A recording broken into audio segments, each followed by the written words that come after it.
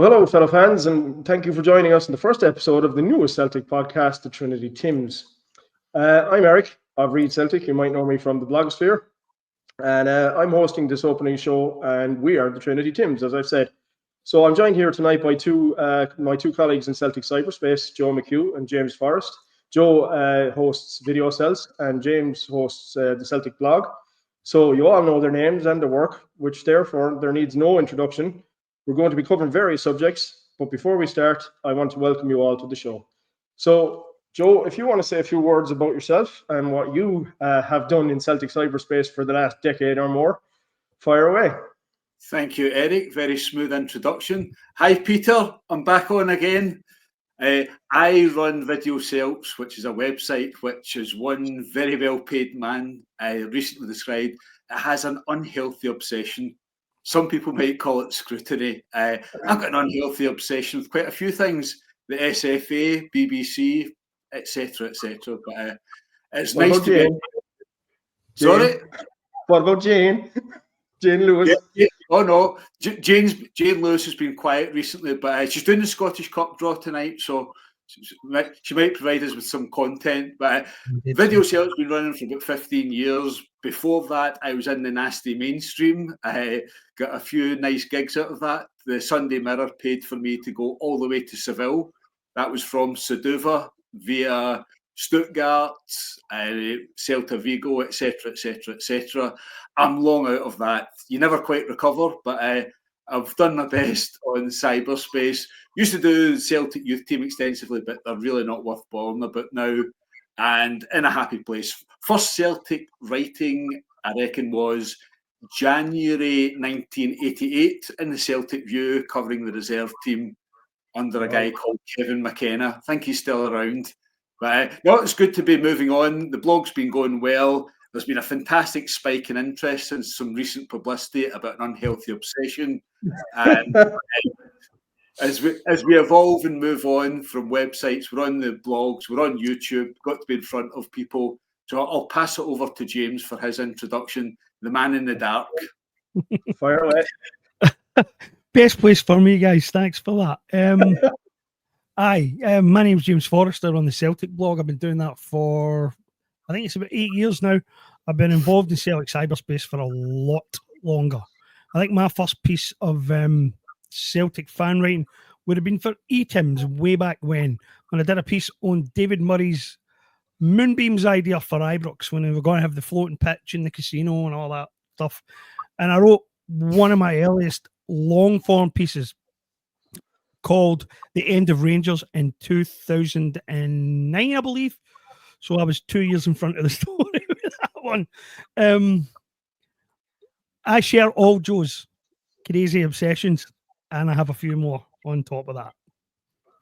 Less said about that for the moment. Yeah, look, I mean, a little bit of bio on myself. Obviously, I'm the newbie of the trio of the Trinity Tims. Obviously, I've only been blogging for 3 years.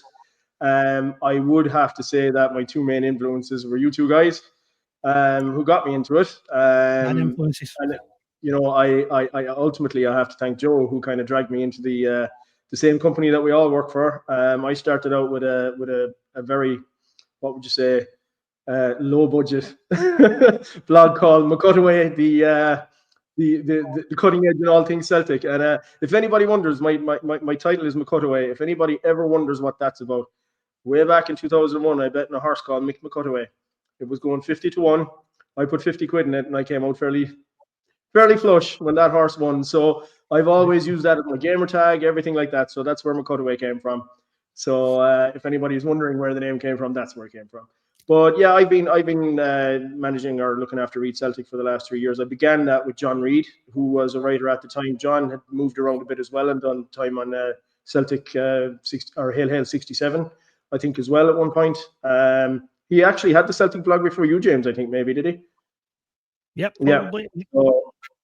So, John moved on to, he moved, I don't know whether it was Pastures Greener or what, last February of 23. And so I've been left to run the Read Celtic site since then. So, and I suppose those three guys tend to all have the same obsessions. if we're to hit the nail on the head there, we talk about very much the same things. We are not afraid to talk about what's controversial. We're not afraid to talk about our noisy neighbours. Or, they're very quiet at the moment. But so I think Tom English is another unhealthy obsession shared between us, but he's been fairly quiet recently. I think the egg chasers are on to the autumn season. Then it's the Six Nations, and then we'll be blessed by the return of Tom English to Scottish football later on in the season. How lucky are we? No doubt that he will. Well, I suppose to a degree, Joe, I have Tom English to thank for getting me into Read Celtic, because it was you noticing an article I wrote about Tom English that kind of you brought me to the attention then of wasn't Martin Crawford, and that's how I got into Read Celtic. But I sort of share the same. Well, I suppose because I'm Irish, the whole Tom English thing is kind of it's a how would you put it? I can't figure it out. It's bizarre. Yeah, I can't figure it out. I can't figure out why he is the way he is, why he is so anti-Celtic. And I suppose I just put it down to the fact that exactly. Yeah, he liked the succulent lamb back in the day, I would say.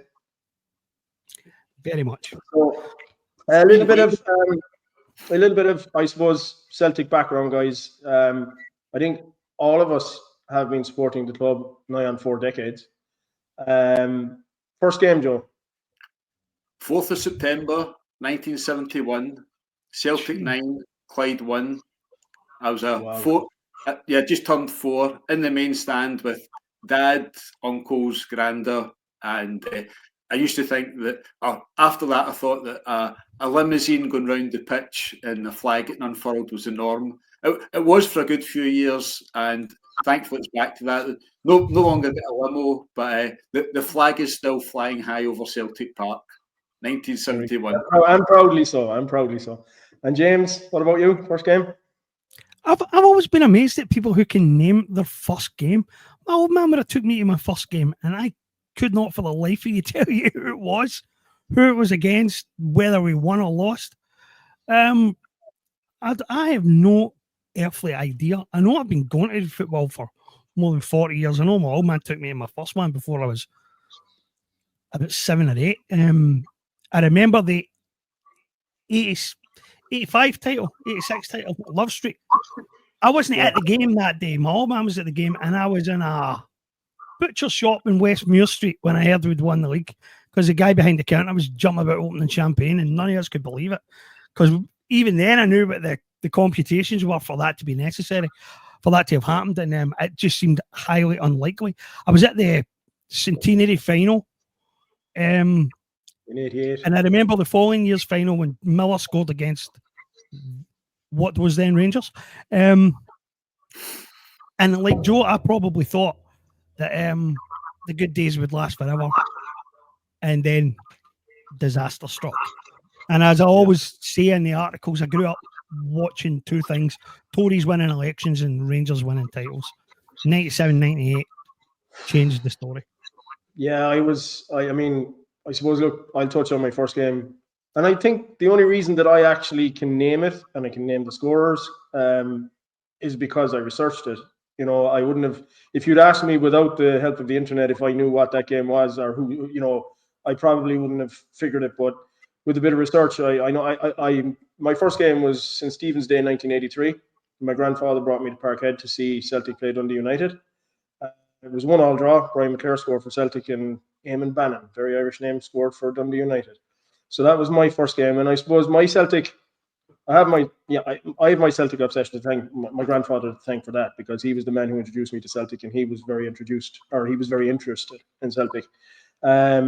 It's funny, in my family, my father had no interest in football. It's like it skips every second generation in my family for some reason. My grandfather has Ireland caps. He got 3 caps for Ireland. He played for Shells and Bohemian. So very funny guy, when he used to tell me his stories about Shelburne and Bohemian. He said when he was playing for Shelburne first, he didn't like them because they used an awful lot of bad language, as he used to say in his Dublin accent. And then he said, I went over to Bohemians and they were much more refined. So and he enjoyed playing for Bohemians. He did get offered a contract with Arsenal, but wouldn't take it because he wouldn't uproot his family. At the time, I suppose, this was back, I think, in the 20s, probably late 20s, early 30s. They wouldn't have got much money anyway in terms of what they'd be paid as footballers back then. So, but yeah, he loved Celtic, and it was him that introduced me to Celtic. And as I said, my dad had no interest in football, so he had no interest in Celtic. God rest him, he's dead a year now. And then my son Shane, he has no interest in Celtic either, even though I took him to all the games when he was young, bought him all the jerseys, everything. No, you can lead a horse to water, but you can't make him drink, you know. So yeah, that's my Celtic background. And like James, don't give up on your son yet. He might come back round to it. You can go through. He's got different interests. He's into archery and all these kinds of things, you know. So I don't know if I'll get him on the old Celtic bandwagon, but I've tried it. But it hasn't been for the want of trying. But in terms of you know, like James, I went through the 90s as well, a painful time, you know. I remember I was at a game at Celtic Park in '96 when we played Rangers in the Cup, and we beat them 2-1 that time. Malcolm Mackay and Paulo Di Canio scored. I remember the atmosphere that night. I'll never forget it because it had been so long since it had been a couple of years since we'd won a game against them at that stage. Yeah, and I had emigrated to the States, and I was in the States when we stopped the 10, and I had no live coverage where I was in Connecticut, and I didn't even know the results until I got highlights. So because we didn't have mobile phones, we didn't have text, we didn't, you know, I didn't have the internet. I had no way of finding out if Celtic stopped the 10 until I actually got home and was able to catch the highlights on a show on American ESPN or one of those, you know. But so that was a tough time to go through that season in the States with no coverage or very little coverage. I got to see one game when we beat them 2-0 at Celtic Park in the January of '98. And I saw that down in Stamford in Connecticut in a Celtic bar down there called Kennedy's. But that was the only place you could go to see live games then. So that's a bit of my history, guys. I think our viewers have got a fair indication or idea of who we are and what we're about. That's for the people who don't know us. For the people who know our blogs, they know what they're getting. And they know what they're going to get in this podcast. So, yeah, look, we'll move on from our introduction. So I suppose what I want to talk about is our performance on Saturday against Ross County. Because to be fair, I think, you know, Saturday proved one thing. It proved that Rodgers does have pretty much a second string available to who can go out there and who can do a job. And they did that with bells on Saturday. I mean, he made 6 changes, and 4 of the changes that he brought in, wasn't it? Bernardo, Ida, McCowan, and who's got the other goal? Scales. Yeah, Scales. So 4 players who weren't starting against Brugge came on and all got goals. And I mean, we absolutely blitzed Ross County in the first half. And I suppose we took the foot off the gas in the second. But I mean, what's your take on it, Joe? I mean, it really does augur well for the future, you know, that we you know, with this kind of, it's always what Brendan Rodgers has been on about, having the depth. And I mean, if Saturday proved anything, it proved that we do have depth now. Oh, yeah. Other than the left back position, which we probably need to talk about. Yeah. No. The summer recruitment last year left Brendan Rodgers with his hands tied behind his back. So we finished last season basically with Ange's squad. Kuhn and Ida came in, but there was about 13 players that could be relied on that finished last season. Yeah. James Forrest, the other James Forrest, he came out with cold storage and did us a turn. But now we've genuinely got about 16, 17 players that are worthy of a starting place. We seem quite lucky in that, well, possibly apart from Lewis Palmer, they all seem to be fairly straightforward and content. They're all ambitious to play. They're all worthy of places, but there doesn't seem to be anyone with any huffs. I mean, McCowan talked about you can't have a petted lip. But we've got 3 very good centre-backs. We've got 2 good right-backs. We've got 5 midfielders. We've got 2 top strikers and 3, maybe 4 competent wingers. Clearly, Kuhn and Maeda are more than competent, but Forrest and Yang can come on after the damage has been done and there's no real drop. So we're in a very, very strong position. and I can't remember, somebody else mentioned injuries, but we seem to be fairly injury-free this season. We are, yeah. Last year, and that's something. Yep, Carter Vickers. I think Carter Vickers was out injured 5 times last season. Hitachi was out twice for lengthy spells, and various others. Alistair Johnson was missing at the start of the season.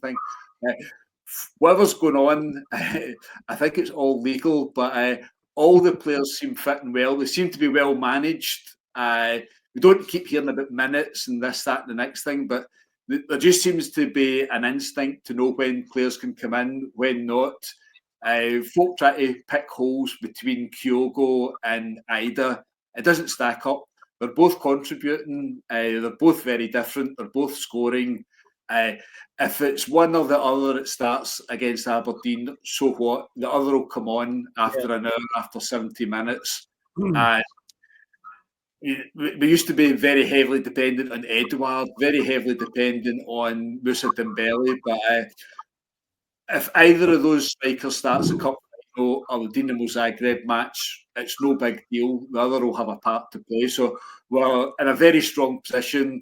Left back seems the odd one. We've got 2 guys that are both out of contract at the end of this season, so that's clearly a priority for January or next summer. I would imagine nobody's on top of it more than Brendan Rodgers, so it's not really much of a concern. So it's hard to think of a better time, a healthier squad, a more competitive squad, a more balanced squad. So all good, and hope that keeps up over the next couple of weeks anyway. Yeah. And what about this, this rumour that Barca are looking to take Valle back out of his loan? They can't really break that contract, can they? No, nobody knows. There's always speculation about loan contracts. No one knows if there's a buyback, if he's got to play so many games, if we've got to pay Barcelona if he's not playing, and all sorts of things. So Moritz Jens was in the Celtic team virtually game after game, played all 6 Champions League matches, and then come January he was moved on. So a season-long loan. Everything's open, everything's up in the air in January. Hopefully Valle's here for the rest of the season, but it could be there's another left back lined up. Barcelona might want him. Somebody in Spain might be willing to pay a transfer fee, so nobody knows. There's a guy in the Daily Mail that seems to know quite a lot, but nobody genuinely knows what's in that loan contract, so there's nothing can be said for certain about where Valle's going to be at the beginning of February. And James, what your thoughts on Saturday? I mean, what do you think? You echoed the sentiments like that. We've really got that sort of second string, tied up at this stage. See, I would even dispute the use of that term, because I don't think there is a second string at Celtic right now. I had a bit of a flip out when I read a certain right-wing tabloid journalist's article on Sunday where he said that we'd fielded a reserve team. It certainly was not a reserve team. When you look at the players we brought in a Portuguese under-21 international, a Scotland international, a former Scotland international, a Barcelona academy player, and a £9 million striker. So it certainly wasn't a reserve team. I've seen strong Celtic squads before, right? But there's always 2 or 3 players that you think we can't do without these guys in the team right now. And I think you could take any 2 or 3 players out of that team and it would still function as a unit and it would still do the job. I mean, we left the best player in Scotland on the bench for the full game at the weekend and barely even missed the guy. I thought it was an amazing performance. I thought it was a testament to the squad Rodgers has built. Yep, 100%. And I agree with what Joe says there about Ida as well. I mean, he just always seems to have a goal in him when he comes on. He's and I think he's the kind of player that if Aberdeen are kind of a bit of rough and tumble, as well, he's the kind of player who could get in and about them, and cause them hassle, because he. I just wish that we'd see that kind of form that he has with Celtic transferring to his Ireland form, because we haven't seen much from him at all in the Ireland jersey, But no. I mean, I agree with you there, James. It's you can't call it a second string. These guys are just waiting in the wings. is probably the best way to look to come in. They're taking they're getting their chances and they're taking their chances. And I personally think that we have a gem in Luke McCowan.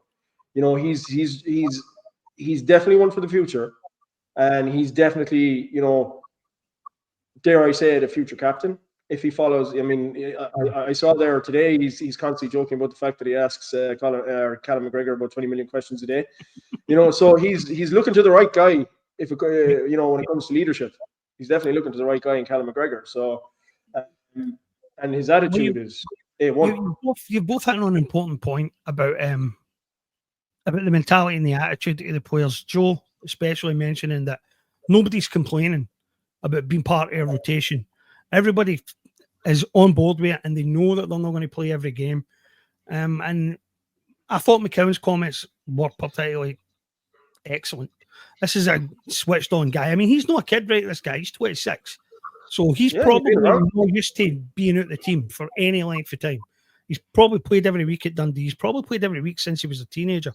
And it must be difficult for him to come in and be part of a squad. And he's not showing any issues about it at all. He's loving it, in fact, by the sounds of it. And I wrote a piece on this earlier about the good soldiers, and every squad needs its good soldiers. It's guys who will just come in and do a job and won't complain and won't moan and are just dependable and reliable. And McCowan is all of that, but he's also an exceptional player on top of it, which is amazing. 100%. £1.6 million. How did we get away with that? Yeah, and you know, like you say, his attitude is A1, but it's not only that. It's the fact that he contribute, the way he contributes when he comes on, what he does. I mean, he's bagged 3 goals for us already, and he's had 10 starts. And I mean, that's, you know, he's kind of just been hovering about the periphery, like, and when he's coming in, he's taking his chance, and he's proving his worth. It's that simple. I mean, he's giving the other guys plenty of competition at this moment in time. And I might sound a bit outlandish here, but I personally think he's doing a bit better than Arnie Engels, you know, in terms of the performances that he's putting in when he's getting the opportunity. You know? And I know these guys came in transfer deadline day. It is not ideal. An ideal world, Engels and McCowan would have been over in America for pre-season training. Yeah, they would be, yeah. Trusty is doing very well for someone that started the season at Sheffield United, but there's lots more. And as anyone jumping to conclusions with Engels is bonkers. I mean, his first couple of games were outstanding. Taking the responsibility to go up and take a penalty against Hearts in your home debut at his age, the youngest player in the Celtic team, taking a penalty against Slovan Bratislava. Yep, he's having a dip. Absolutely no doubt about it. They all do. Everyone has them, but Engels is without doubt the real deal. And over the course of this season, some folk were too quick saying he's better than Matt O'Reilly. He's a different player to Matt O'Reilly, but he's quality. That's when he's been well scouted. He's had a great time at Augsburg, playing against damn good teams in the Bundesliga over at Celtic, and there'll be a little bit of adjustment. Possibly shouldn't be starting as often, but he's a real genuine asset and the type of player that we've been trying out for last season or the season before. So it's healthy to have the debates and discussion, but it doesn't mean you're writing off or trashing anyone. Everyone in the squad just now is contributing and is well worth their place. And any of them can start at Aberdeen. Any of them can start against Dinamo Zagreb, the cup final. And think of some of the teams. What was it? 2019 League Cup final. We started with Lewis Morgan. Lewis Morgan is our forward. And then with a 50% odds on Edward to come on for the second half. Touching wood, we'll be going into the game at Hampden in a fortnight's time and a much, much stronger position. First choice, first choice, Kyogo or Ida. Second choice, Kyogo or Ida. And Maeda is plan C. That's a very, very decent position to be in. Absolutely. Yeah, but no, I agree with you on what you're saying with regards to Engels. 100% is a great player in there. And James, you wrote on that, just was it today or yesterday? You know, you were saying that you know, if we could. You know what I hadn't realised until Joe mentioned it, that he's the youngest player in the team. I didn't even think of that. And the fact is, like, I mean, I'm probably what I was kind of referring to earlier on there and saying that McCowan is doing a bit better. McCowan is doing a bit better because he has that, especially when it comes to the Scottish game, he has that experience. Yeah. He's been around the block when it comes to the Scottish game. So Yeah, when he comes in for for a start against Scottish sides, he knows what he's up against. He's used to it. So, and I suppose that's the thing. If these guys were brought in on deadline day, then it obviously it's taken Engels a while to bed in. He probably would have had a better opportunity if he'd been brought in earlier and got a pre-season in, as we know, and we all discussed that in our blogs anyway at one point or another. But yeah, I mean, to be fair, there's definitely a seriously good player in there, but it's going to take time, no doubt about it. So look, like that's pretty much touching on the Ross County game. Let's go back a bit and look at the game on Wednesday night. And I mean, I'll let you start there, James. What was your overall impression of the game on Wednesday night against Club Brugge? It was a harder game than a lot of people thought it was going to be, but at the end of the day, you're not going to get easy games in this competition. The easy games are for the other one that the other lot are playing in. All these teams deserve to be there, even the ones who are currently sitting in no points and doing well in the Bundesliga. And yeah. Bruges, I think a lot of us might have been overconfident since we beat Leipzig, and that Bruges would just be there for the taking. I never thought so. I thought they were going to be a really difficult opponent, and they proved to be a really difficult opponent. They got on our faces for the start. They worked tirelessly for the whole game. They weren't intimidated by the crowd, although some of them were a bit gobsmacked by it when you listen to them speaking at the end. But I think that there were 2 or 3 year players who weren't at their very, very best. And I think if they would have been, that would have made the difference. Yeah, I agree with that. I think as well, we were left exposed on Taylor's side a lot of times in that first half anyway, especially. The left flank was left wide open. It was where Bruges' attacks were coming from the whole time. And I suppose Taylor was trying to do the inverted full back, and that was opening up the space, and they were getting in and about that area.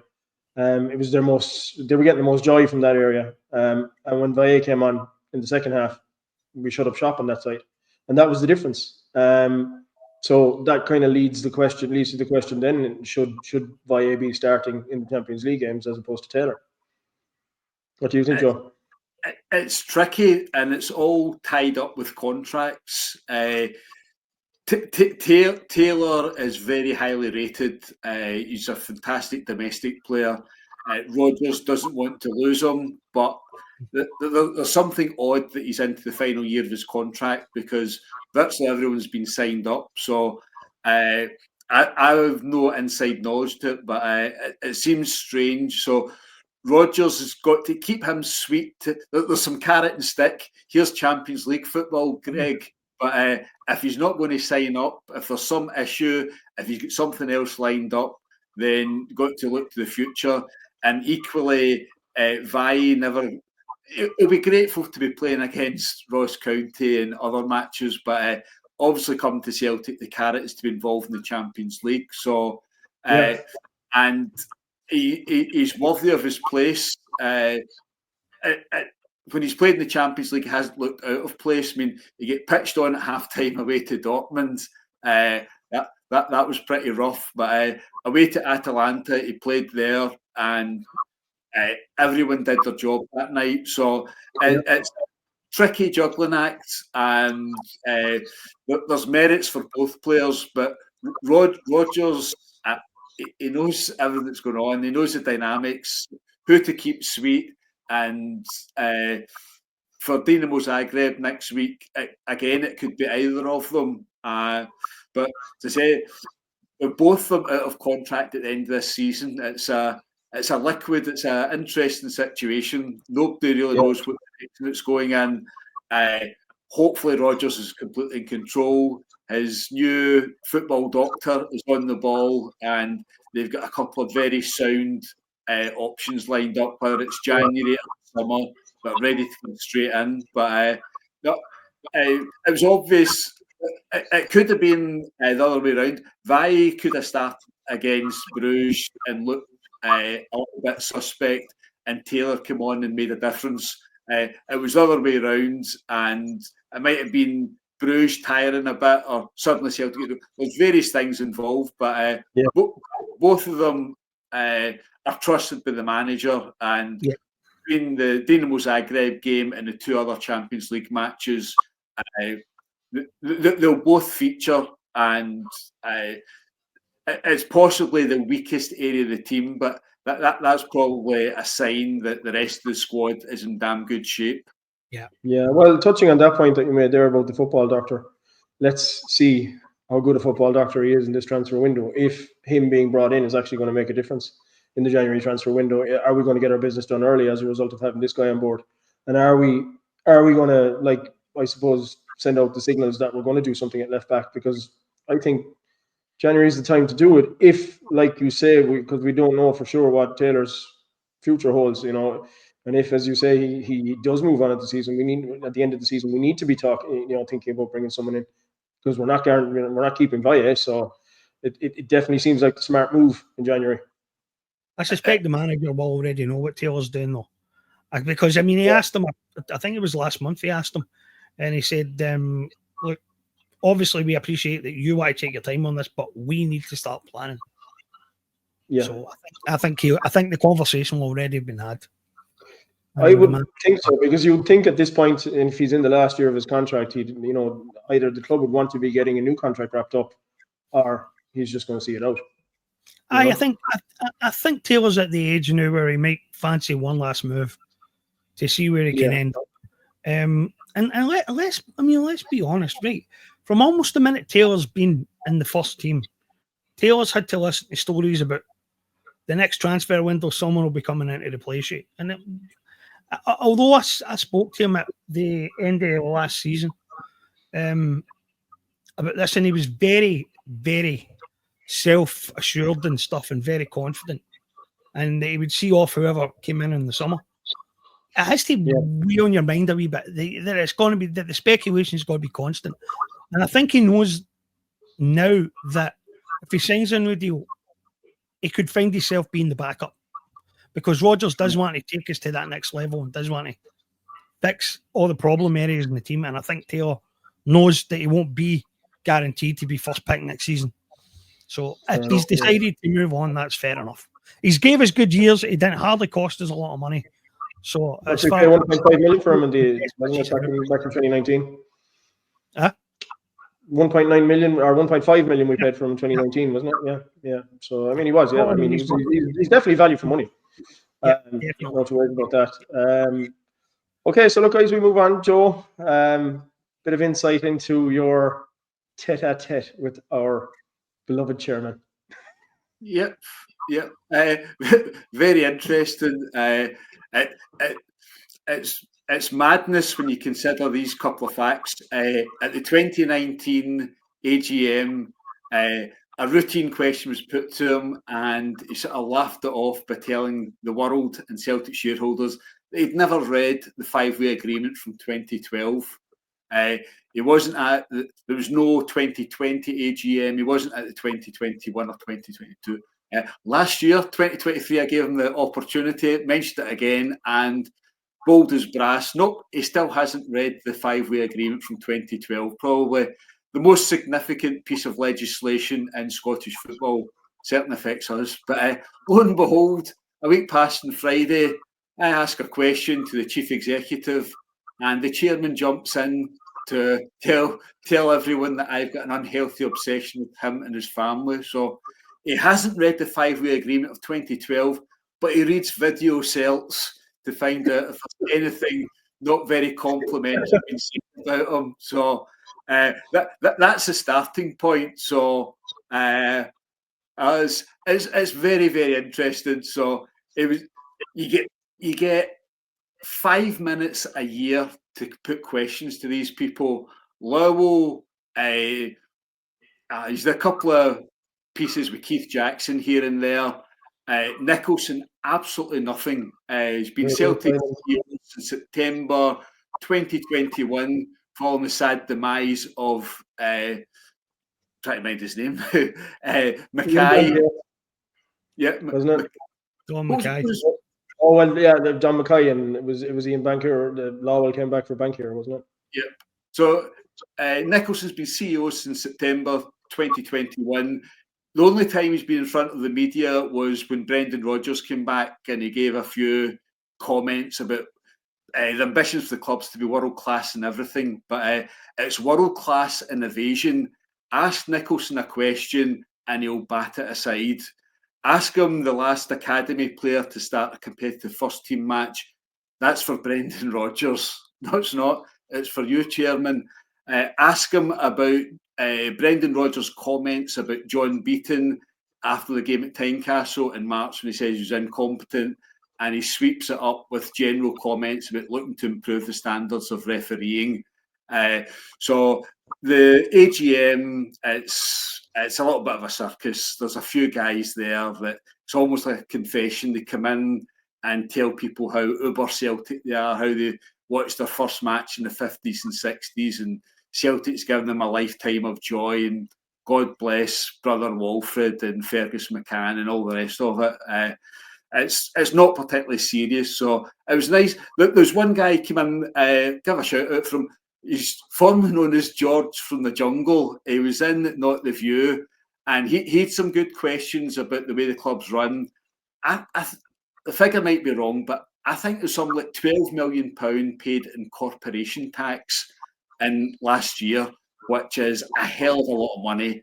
There's an awful lot of season ticket holders that pay their money, and that went directly to HMRC. So a well-run club would be investing all the money that's coming in.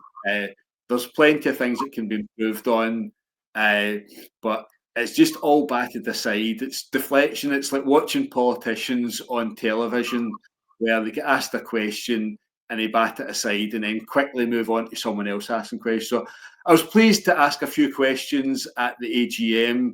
You got to be on your toes. It's a pretty hostile audience. They're just there to clap and feel good and warm that things are better than they were in the 1990s. They most certainly are, but the club is not very well run.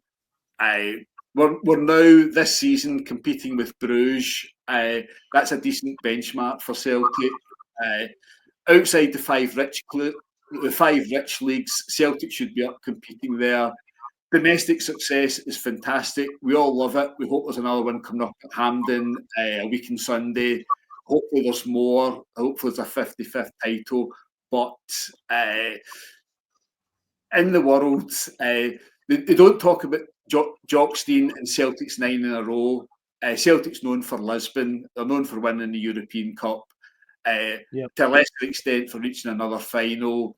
The semi-finals against Leeds, Atletico Madrid, all these sort of things. Europe is where you're made. It's got to be the benchmark at all times. Domestics can never be taken for granted, but we've got a 125-year start on our biggest competitors. So unless you make a mess of things, we should be winning domestically. If that makes you entitled, so be it. Everyone's entitled. Hibs supporters are entitled. Dundee, Ross County supporters are entitled to see better on Saturday. The way entitled is seen as some sort of nasty word doesn't stack up. So I'm not I'm entitled to ask questions at the AGM. I'll be back at the AGM next year, and I thought it was pretty unprofessional, quite petty, quite personal for the chairman to make those comments. But that's his right. He's used to folk telling him how wonderful he is. It's only once a year that somebody might question that opinion, and we all know the issues. We all know the issues with Neil Doncaster, the SPFL. That guy's been in charge of the SPFL for 15 years. I don't see any benefit that he brings to Scottish football.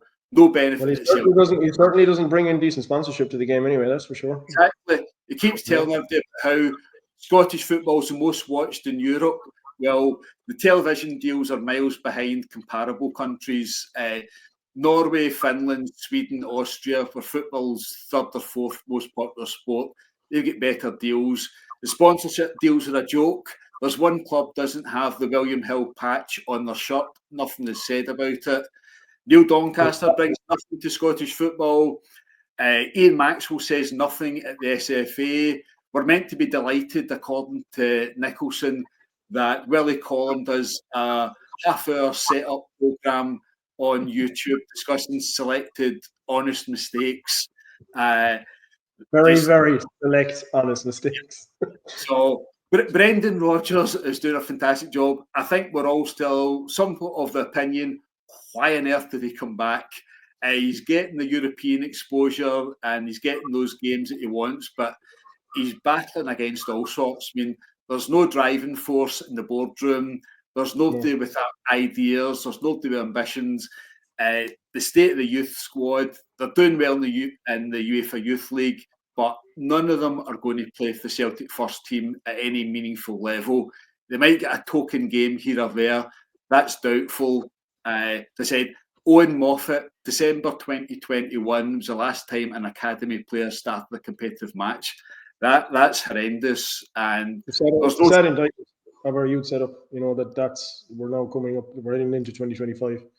You know, and that's the last time that a player started for the first team. You know, I mean, we all, I suppose, remember in the Martin O'Neill days how many players he brought through. You know, from the youth squad, and it just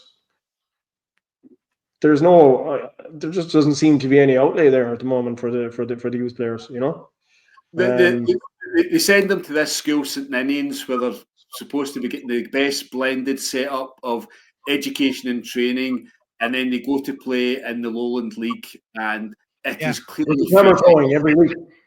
You know?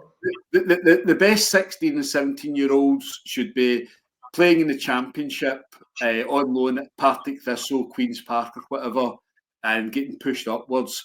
Rocco Vata played 3 consecutive seasons in the Lowland League.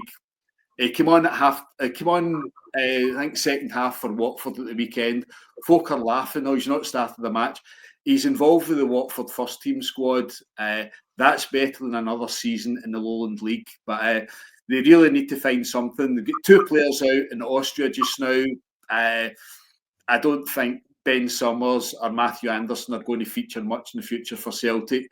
Being in Austria will help their careers, hopefully somewhere else. But there's a real disconnect, and there's only so long you can keep going on about Callum McGregor and James Forrest. At some point, there's got to be others coming through.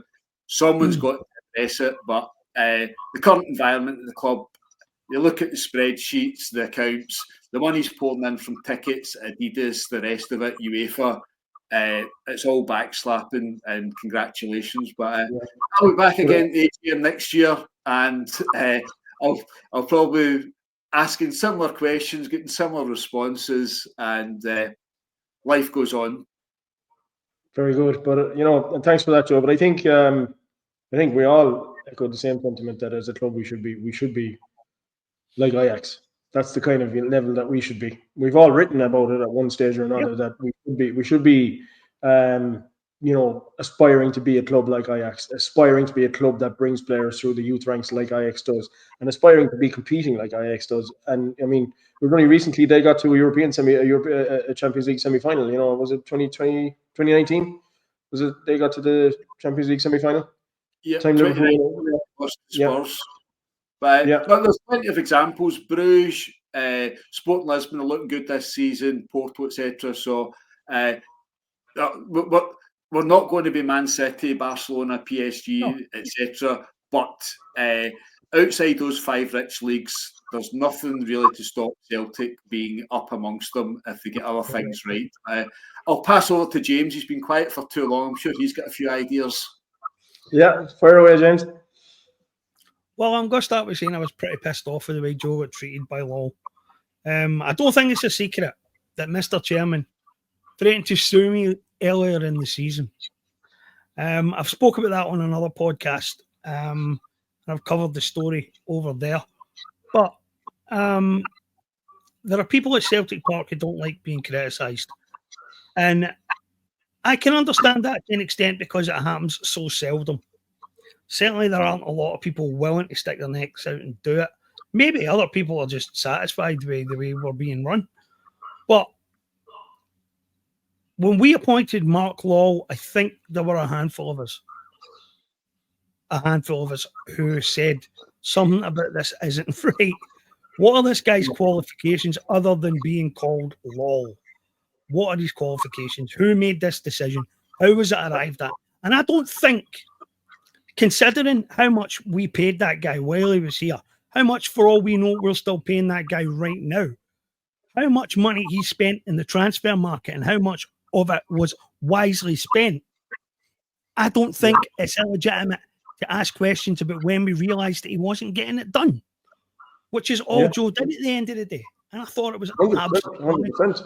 appalling to act the way he all did. Yeah, I mean, I think it's clear, and we've all discussed it. I mean, the guy spent 20 million in the 2023 summer window, and where's the return on that now? You know, I mean, what are we seeing? From the players that were brought in that window, the only player that's contributing on the periphery is Lewis Palma at the moment. Mike Naraki's on the bench. Naraki's on the bench, but he's not actually getting a game. You know, the classic example. You really ought to be asking questions about Marco Tellio. He arrived at Celtic injured on a 5-year contract. He said he'd been scouted for 3 years by Celtic. He made 2 substitute appearances totaling 28 minutes, went back to Melbourne City on loan. That loan was renewed. But he's sitting in a 5-year contract. We paid a record A-League fee. I think that was only about 1.5 or £2 million.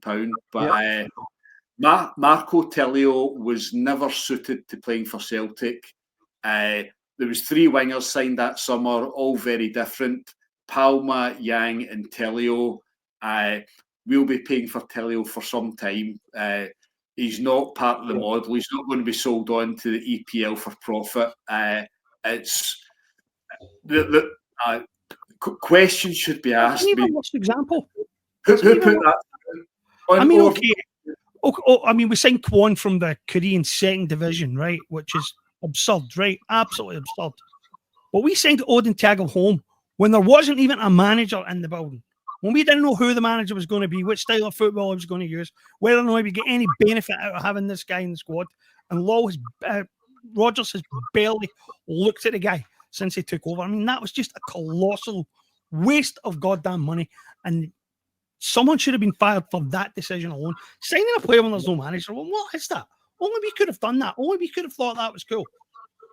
Yeah. That one drives me nuts. I mean, it's like I said in one of my recent blogs. I mean, not only did we waste 20 million, how much have we actually paid in wages on these guys as well? Yeah, they're all on 5-year contracts. I mean, a 2 or 3 year contract's good enough for a project. Pretty quickly you'll find out if they're up to it, then give them an extended contract. But these guys, Kwon, etc., all sitting in 5-year contracts.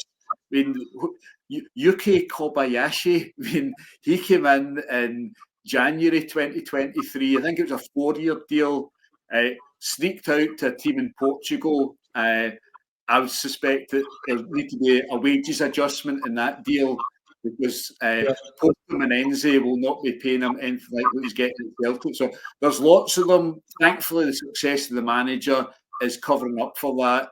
I suspect it won't be repeated, but it was very costly and there's zero scrutiny internally at the club. Yeah, definitely. Okay, guys, we move on to our final part of the segment, and I would like to get James' opinion on our new virtual pitch offer. I think you could take any of what Joe just said about the way we are run and use it to explain what the hell we are doing involved in something like this. You want to talk about something that there could have been very little internal scrutiny of, something that I cannot personally fathom how it was done. I looked into the company behind it. They have 3 directors. They were formed in October 2023. They've already changed their name once to eliminate an S. 2 of the guys were involved in some capacity or another with Tartan Army Inc., who were suing a friend of mine, Ian Emerson, who runs Famous Tartan Army magazine, for use of the name. I mean, how people like that get a license from Celtic to use our club logo and our club name to do something like this, I have no idea. I have no idea. I don't know whether they're friends of the man or whatever, but it defies belief. It defies belief that Brendan Rodgers put his name on this. I don't know how aware he was of having done that. This could be one of those cases where it's like when a world leader sends out Christmas cards to the voters. He's not signing every one of them personally. Probably doesn't know the messages in most of them. It feels like a situation like that. But it's ghastly. It's absolutely ghastly. I was at a political meeting like 20 years ago, post-97 election, when somebody said something about how the Tories would privatise fresh air if they thought they could quantify it somehow and meter it. And years after that, I read that people were selling bottles of air from the top of Everest. And that's what this is like. Only when you buy a bottle of air from the top of Everest, you at least get a bottle. I don't know what these guys got except a signed letter from the manager. Yeah, I mean, look, what can you say? It's I think it's a scam written all over it, to be honest. It's just something I would never have thought that our club would associate themselves with. I mean, I've seen the club across the city get involved in all sorts of different kinds of schemes, but I don't think they've ever stooped to this level. And they've stooped to a lot of it. They're involved in a couple of similar, well, maybe not similar schemes, but they're involved in a lot of this trading card stuff, this NFT stuff. They signed contracts with two of them, I think. And they would have signed a contract with another one, except the SFA signed a contract. And they decided they want to go sign the same contract because they already had a competing contract like that again. But at least one of the companies that they signed up with has already voluntarily liquidated, which is what tends to happen in this industry quite a lot.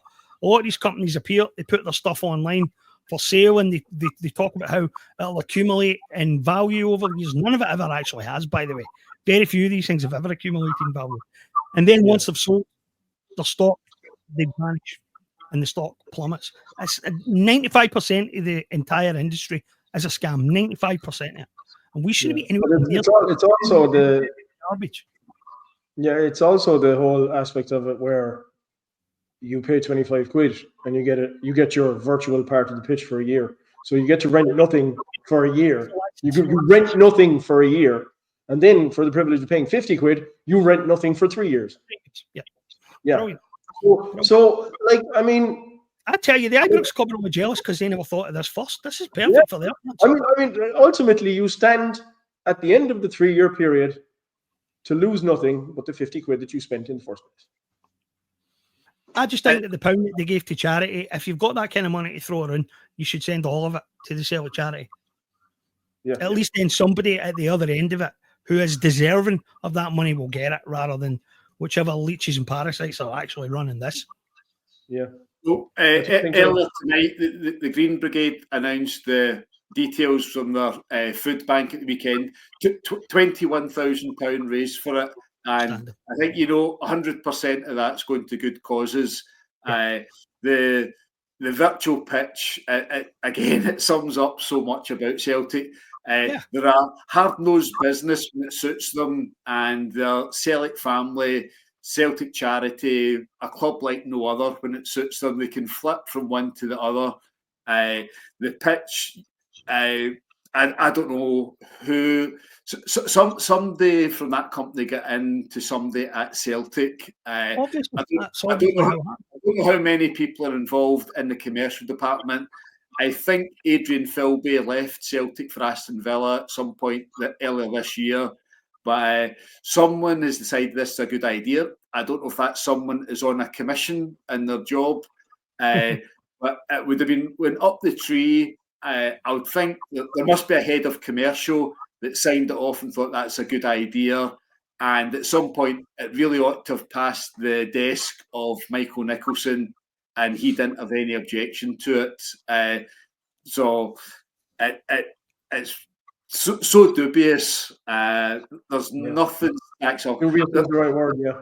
I mean, when Adidas release a kit and folk are on Twitter, take my money, Mr. Celtic, all this sort of stuff. Give me 5. When can I get this? There's some folk who've got too much of a obsession. Oops, I've already mentioned obsession. So some folk have got an obsession with buying things, and no one needs a virtual patch of Celtic Park. You can buy other things from the shop. There's books, there's jerseys, there's all sorts of things. You can donate to the Celtic charity. You can donate to the Green Brigade. But the timing of this virtual pitch, it looks as if it's for the Christmas market.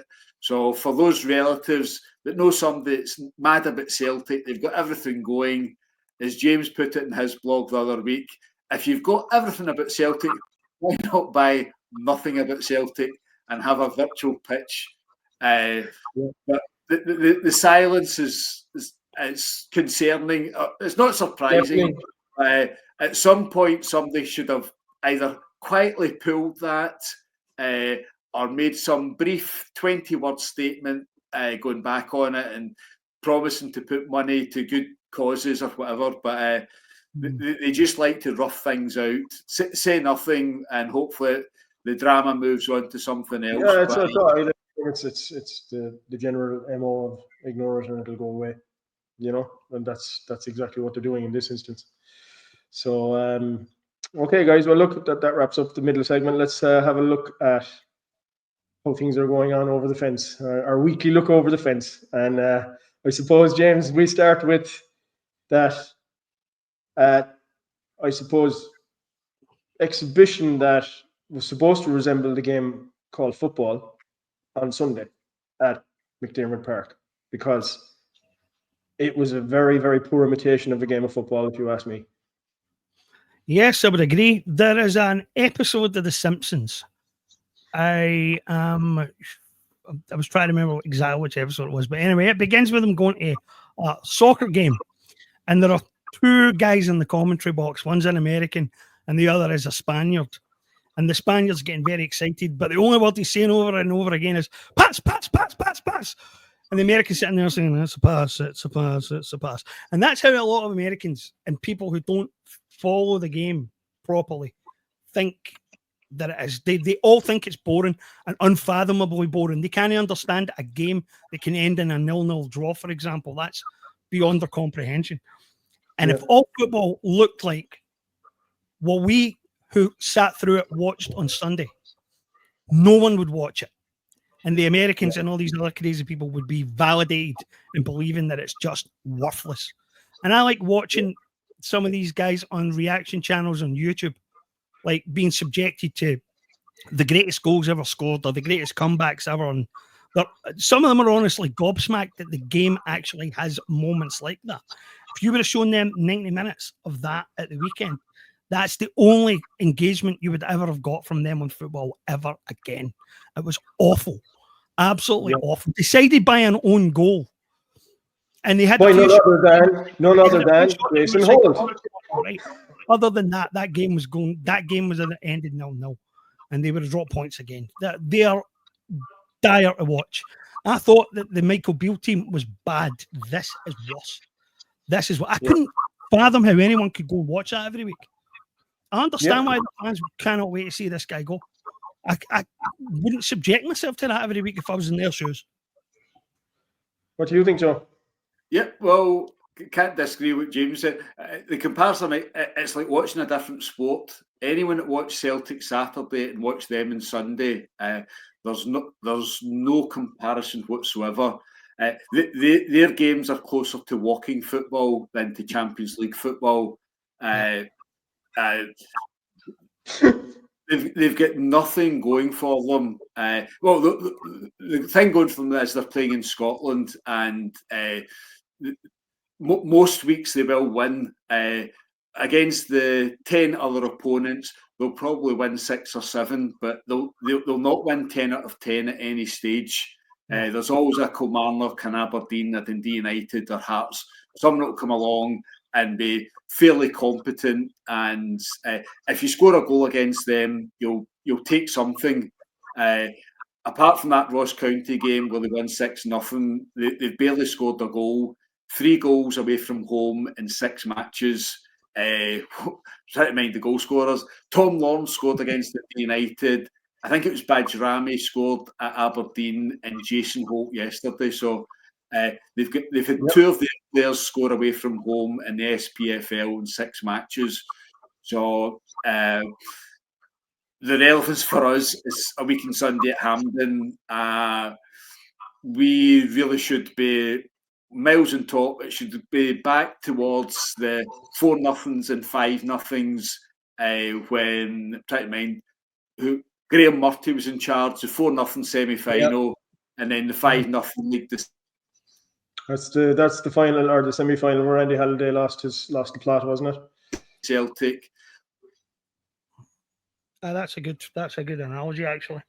So that's should be linked to. Yeah, those games are fantastic. They were walkovers, they were walks in the park, and it looks close to that. Referees will come into it. They can level things up, but not to the extent of the gap between the two teams. So, they're in a very bad way. Apparently, the St Johnstone game was a slight improvement. That could be called a slight improvement.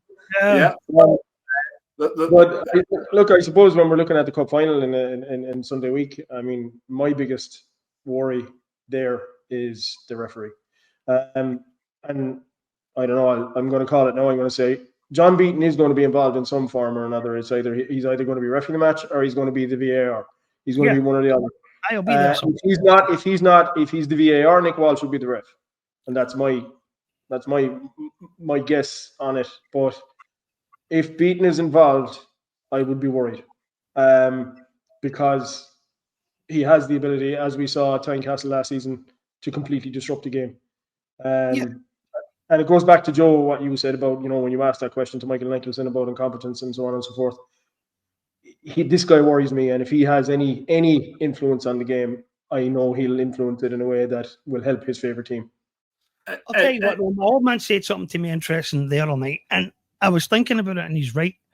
Since Colm has took out as the head of referees and brought in this, officials must explain their decisions, and we're going to show them on YouTube and go through them one by one. Their penalty quota has gone all the way down. So I'm not as worried about the officials as I would have been. I agree with you on that point, but I'd be more concerned about Beaton looking for a reason to get somebody off. That's where we might run into trouble then. The penalty side of it is that's a non-story this season. But that's I think the part of next that factor, isn't it? If you know what I mean, if Beaton decides to send a Celtic player off in the first 10 minutes or something, that's the X factor. That's I mean, how do you account for that? If he's got the slightest excuse, he will do it. If he's got the slightest excuse and the slightest justification, it will harm. It's not the X factor. Disciplined and not give him any reason. It's the Yang factor. That game at Tynecastle, Yang was sent off. Every weekend we see similar incidents. So the strange thing, Beaton, I think, has been involved in. He's been involved in 3 of the last 4 Glasgow derbies. He was in charge of the 3 each game at Ibrox. He was on VAR the Scottish Cup final. I don't think he had a role in the game at Celtic Park where we won 2-1. That was Willie Collins' farewell on the park, and then Beaton refereed the 3-0 game. So I think he might be getting saved for January the 2nd at Ibrox. But he'd be the on-pitch referee there. But if he's not, I 100% think that he'll be the VAR for the game at Hampden. It'll be the biggest talking point. It's the only. It's not been arrogant. If you asked SPFL managers to pick 11 players from both clubs, the 11 starters would be from Celtic.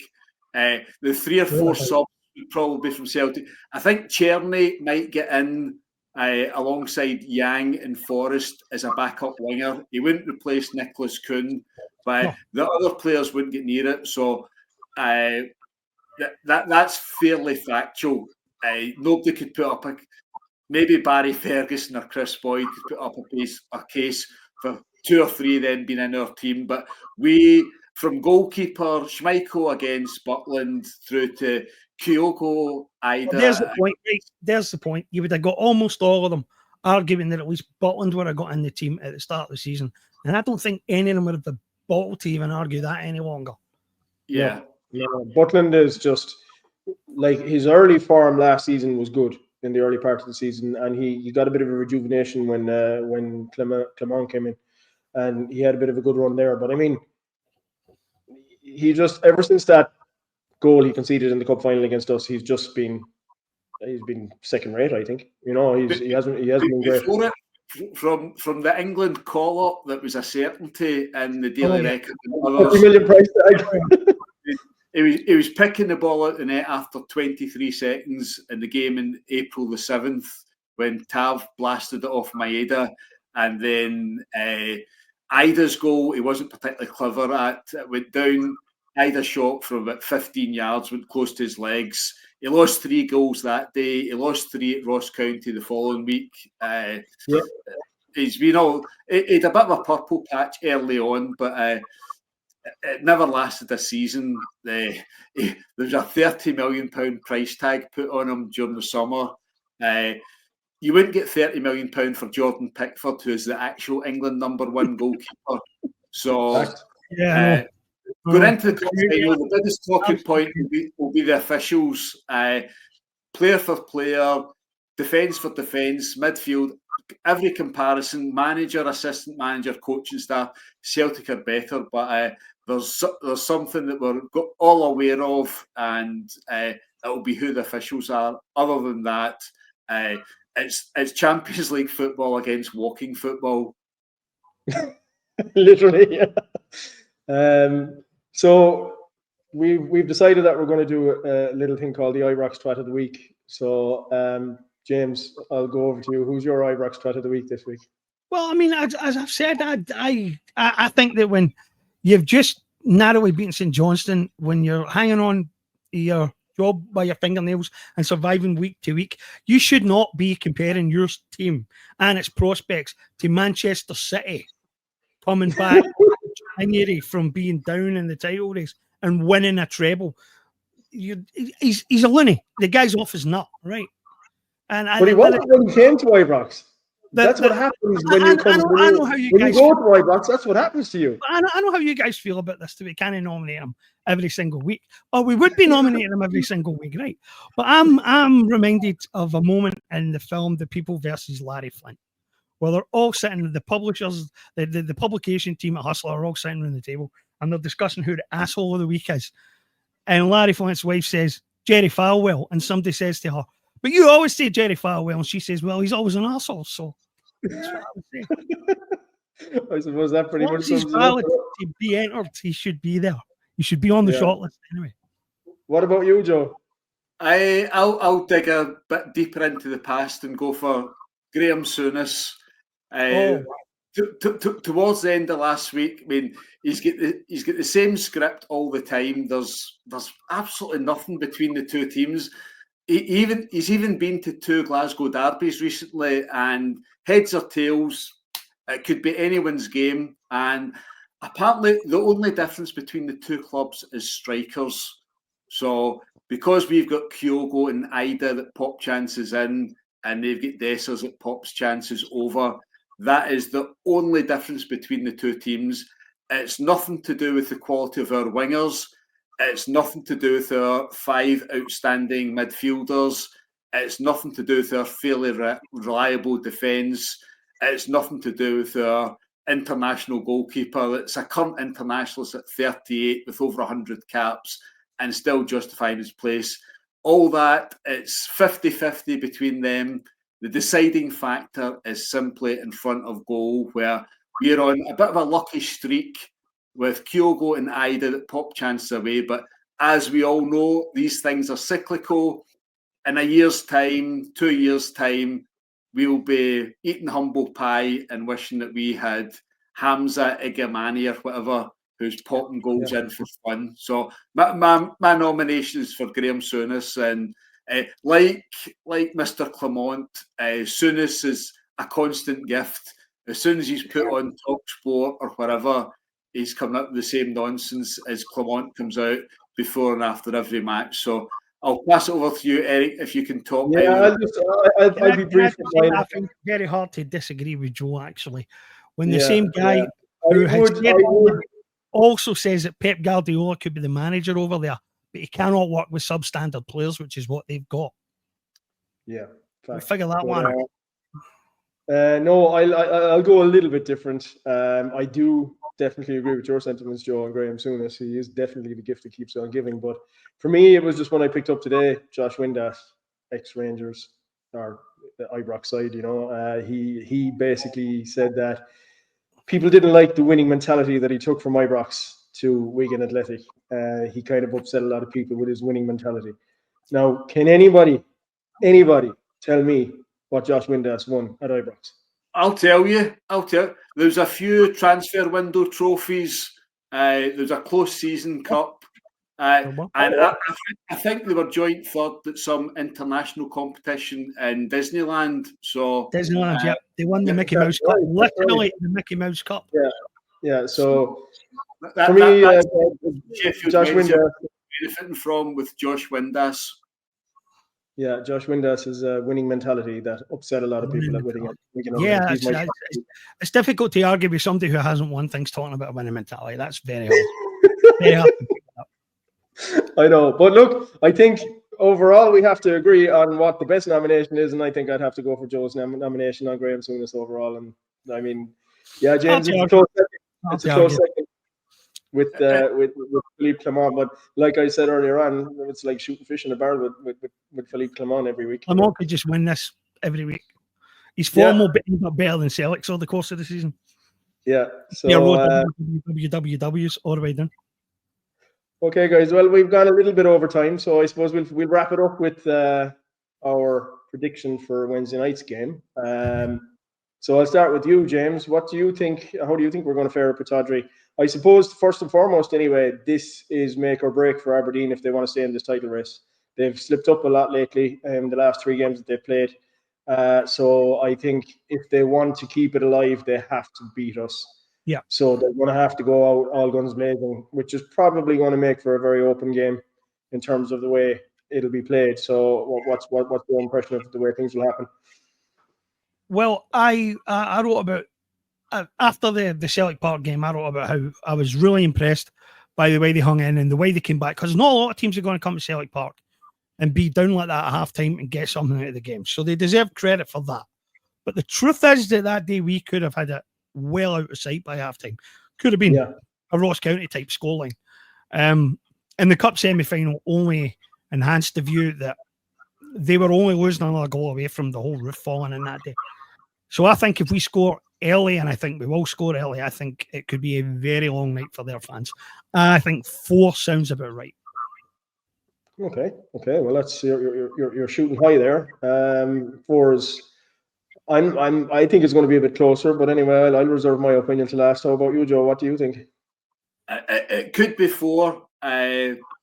It wouldn't be any surprise whatsoever. No. Celtic scored a lot of goals every game, home and away, and especially at Hampden. I think that was a very sore one. Don't think Aberdeen will recover from that quickly.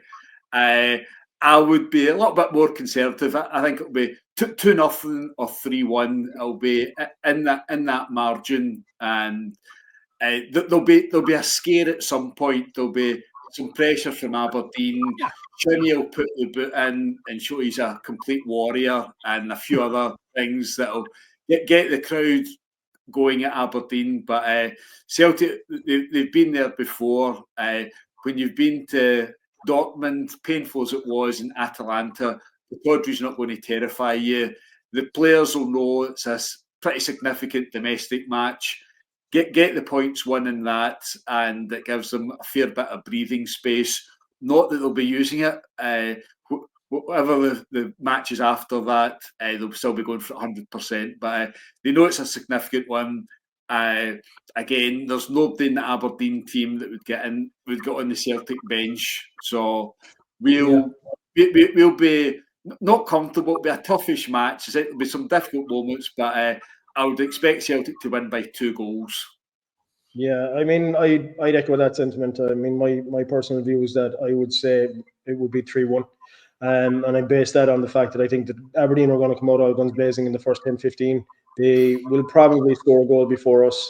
And then they'll just end up a spent force after about half an hour. They'll have, pushed it really hard, and they'll start falling back then because they'll be a spent force. And I think then Celtic will start coming onto them, we'll start attacking them, and we'll start picking them off, and we'll probably easily score 3 goals against them. So I personally think, 3-1 is probably an accurate enough prediction. I think that we'll get in around that. If not 3-1, maybe 2-0, like Joe said. I'd be similar. I'm not saying 4-0. I'm not saying 4-0. I think it'd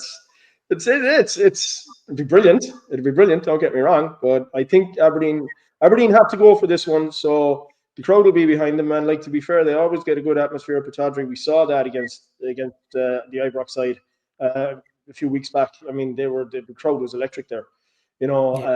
So they will definitely raise the players, and they'll get behind them, and I think they'll run out of steam though. Ultimately, I think that's what will happen. They'll come out all guns blazing, and they'll run out of steam. So that's it for today. None of us are tipping Aberdeen. It's a surprise on a Celtic podcast. No. So that's a wrap for tonight, guys. For our viewers, if you would like to continue to follow us, subscribe to us and click like. We will be aiming to have our podcast out every Monday night going forward. So mostly it'll be a catch-up on the previous week's happenings on a Monday night. And if you guys get really happy with what we're doing and want to keep following us, and our following grows, then we'll maybe look to do more, and we'll look to maybe involve other people as well if people want to speak to us. So we'll call it a night for tonight, guys. And I think it's been a good first one, and long may it continue. Yeah, absolutely. Pleasure. Well done. All right, guys. Till next week. Bye.